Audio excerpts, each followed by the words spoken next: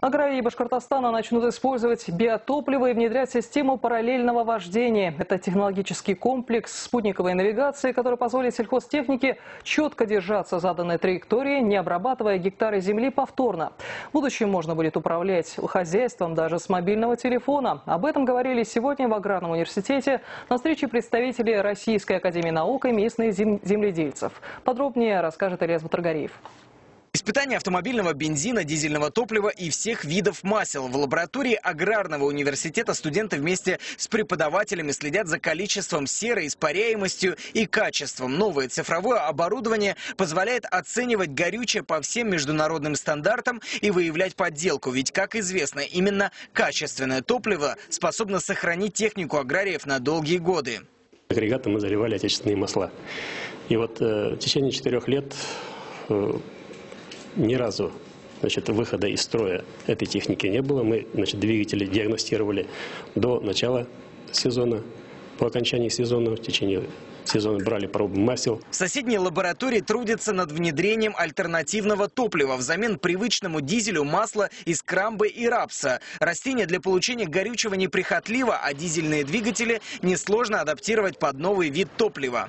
Если 15% площади хозяйства засеет рапсом и будет само отжим масла производить, из этого масла хватит, чтобы обслуживать все 100% площадей. Если производитель, если это поставить на поток, то есть массово производить, то масло будет стоить дешевле. Наряду с альтернативным топливом Минсельхоз Башкортостана ставит задачу внедрить систему параллельного вождения. Это следующий этап после установки ГЛОНАСС. Усовершенствованная система навигации позволит технике держаться заданной траектории, не обрабатывая повторно гектары земли, что позволит сэкономить удобрения, снизить расход топлива и в целом ускорит процесс выполнения всех работ. На выездной встрече представителей Российской академии наук и местных аграриев ученые высоко оценили потенциал башкирских специалистов.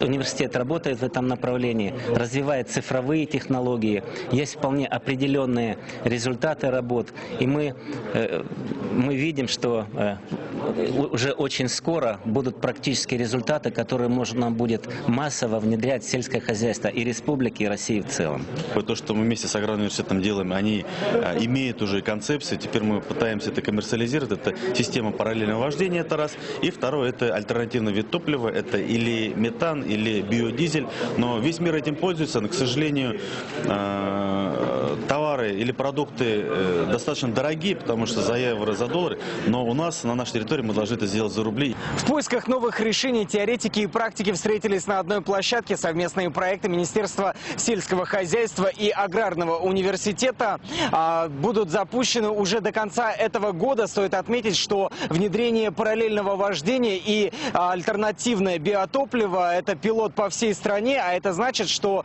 республика вновь подтвердит статус аграрного региона. Ильяс Батыргариев, Роберт Давлетбердин, новости Уфа.